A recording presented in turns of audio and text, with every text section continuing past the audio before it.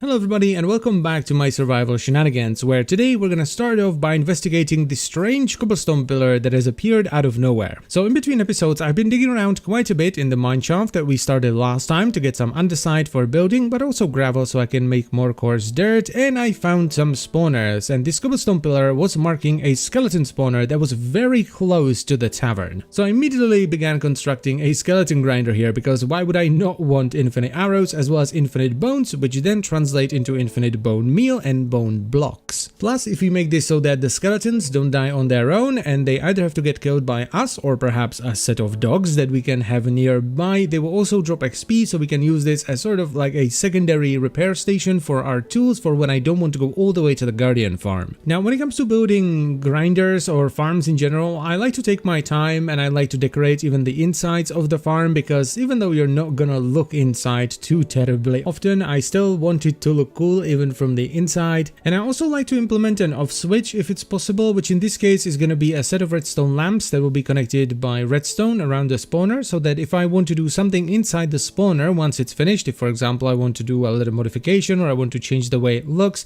I can simply flick a lever which will turn on the lamps and deactivate the spawner. As far as the design of the farm is concerned, it is very straightforward. It is just the standard drop the skeletons at least 4 blocks underneath the spawner so they're outside of the spawning box of the spawner, and it can spawn new skeletons as fast as possible. Use water streams in the corners to bring them to a bubble elevator, which will then elevate them up, and then we drop them 23 blocks onto our collection platform where we're gonna be killing them. And here is the completed farm. I didn't record everything because it was very tight, and maneuvering the camera around with it constantly clipping into the walls was pretty much impossible. Here we have 2 levers, one on the left, one on the right. These will turn off the lamps, which then allows the spawner to spawn skeletons. It usually takes a little bit for the farm to warm up, because it has to spawn at least 2 skeletons for them to go into the bubble elevator, because there is 1 block of solid ground between the water stream and the bubble elevator where the skeletons like to get stuck and they have to wait for another skeleton to push them from behind. But it only takes a few seconds at worst for that to happen, and once it does, the skeletons will start going up the elevator and start dropping onto our collection area. Now the collection area is just 3 slabs sitting on top of 3 hoppers, which then splits into 2 hoppers which each go into their own chests. So we kind of have like 3 double chests worth of storage, which is more than enough. Now, since we dropped the skeletons 23 blocks, or rather 22.5, because they're landing on a half slab, they are on 1 health, so they will die even if you punch them with your bare fist. Though it's not something you would necessarily want to do. What you want to do if you want to repair something is put the tool into your offhand and use a sweeping edge sword so you can hit multiple skeletons at the same time. Just like so.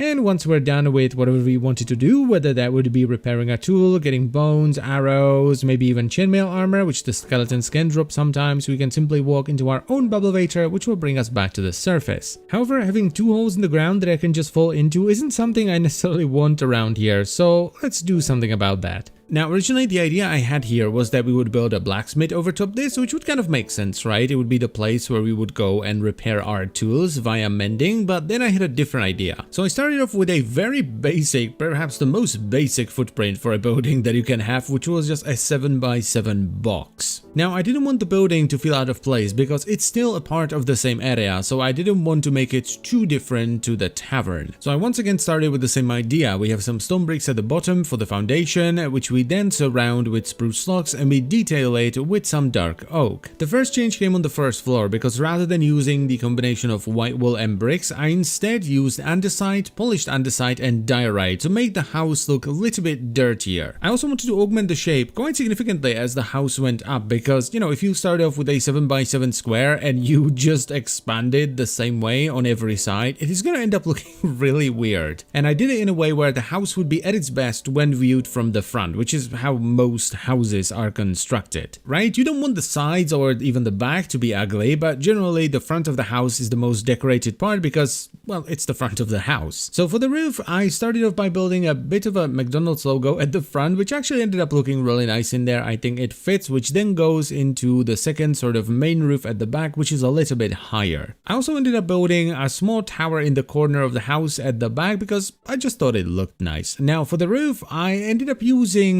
clay bricks, even though I was really tempted to just go with dark prismarine, which is the roof material that we've been using up until now. And the reason I did that is because I know I have this tendency to stick to a build palette and a build style for far too long when I'm constructing something more expansive like this kingdom, and in the end it just ends up looking bland, so I wanted to break it up right from the start. Also, I ran out of bricks before I was able to finish it, so in this shot the roof is missing a few stairs here and there. And I also added something that I forgot to add to the tavern on this house, and that's a little chimney, even though it's a bit nonsensical because it's in the middle of the house, which you generally wouldn't have. Then it was time to start doing the interior, and this was actually the main reason why I chose a normal residential house rather than a blacksmith, because while I thought the blacksmith idea on top of a grinder where we can repair our tools was good, I thought it would be a bit funnier if we had a normal house where someone lives and they have literal skeletons in their closet. So I made a little closet at the bottom, or closet looking thing, and that's the entrance to the skeleton farm. Then it was time to touch up the surrounding area a little bit because I really didn't like the amount of stone that was surrounding the house, so I went over it and I covered a pretty huge section of it with dirt so that grass can spread over to it. I also went over to the swamp that's just beyond the roofed forest and gathered some more clay so that I could finish the roof. So in this shot the roof is actually done. Though now that I'm looking at it, the house is still missing a few details here and there. I really don't know what I was doing. I was all over the place when I was recording this. But anyway, I didn't do too much terraforming here. I basically just shaped the terrain a little bit and slapped down a bunch of dirt. I didn't want to start building trees or even connect the path to it just yet. So all I ended up doing after that was just placing down some oak leaves and snowberry bushes around the house. And with the skeleton farm pretty much done, it was time to move on to the second mysterious cobblestone pillar that has appeared very close to the castle walls. And surprise surprise, this one was also hiding a spawner, but this time around it was a spider spawner. And for this one we don't really need to kill the spiders ourselves because I'm not terribly interested in spider eyes. I mostly want the string, and we also already have the skeleton spawner which can provide us with some experience to mend our tools. So what I ended up doing here was just a very simple spider grinder where I can AFK overnight and get a ton of string. This is pretty much the only thing I ever do with spider spawners, even cave spider spawners. I don't tend to make these into experience farms unless I have no other options, because spiders are much harder to control since they can climb walls, and they're also much harder to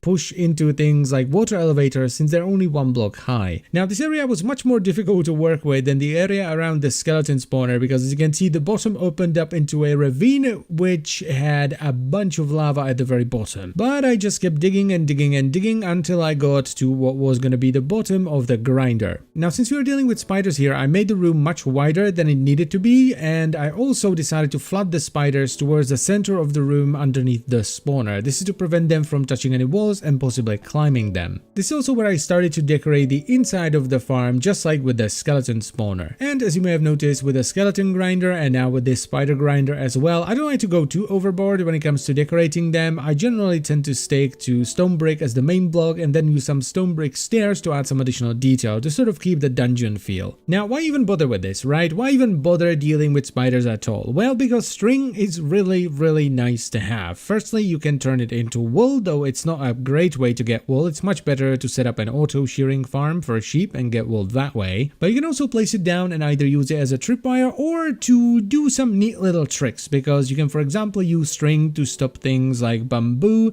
sugarcane or vines from growing. Or, and this is what I mostly use it for at the moment, we can use it to prevent snow from appearing, because we're currently building in a mountain biome a lot and we're building quite high up, so if there are any full blocks there, when it snows it will be covered in snow, and we can prevent that from happening by placing down a piece of string. So if I don't want like a roof or one of the paths or anything covered in snow, I just put down a bunch of string and that takes care of it. And as the camera slowly moves up, we can see that the room is almost finished. All that's left to do is put hoppers in the center, put down a cactus, which is what the spiders will be killed by, and then flood the room in a diamond pattern so that all the spiders that spawn here fall into the water and are immediately pushed into the cactus. So here is what the farm looks like from the inside. We actually stand on top of the spawner this time around rather than to the side as it was with the skeleton spawner, and I kind of wanted to keep the dungeon feel going, so I added some iron bars here as well. I once again added an off switch over here so we can turn the farm on and off by turning on some redstone lamps, and if we turn them off, the spawner will start spawning spiders, which will then be pushed into the cactus, die, and their string will be picked up by the hoppers. Now, cactus-based farms aren't perfect because some of the string will get destroyed on the cactus when it pops in the wrong direction after the spider dies, but it's not a big deal in an AFK farm like this. Now, on one side, we have the storage for the string, and this is very straightforward. It's just a bunch of hoppers and chests that sort of cascade into one another because we're only going to be getting string, so we don't need any kind of filters here. And this is where I will most likely AFK if I want to do so overnight because it's a very safe area and it's still close enough to the spider spawner to keep it active. Now, if we climb back up to the main area, these buttons here, by the way, are here just to prevent spawning. On the other side, we will see the beginnings of another drop shaft and a bubbleator. But before we can do that, we kind of have to finish the entrance to this area because unlike with the skeleton spawner where we just built a house, here we're gonna do something a little bit different. So because of the location of the spawner, I didn't want to build any houses here because there's just not enough space, and I think the houses will look a bit weird sitting so close to the castle. But this area right here gave me an idea because we are dealing with a spider spawner down there, right? We're grinding spiders. So what if the entrance to our spider farm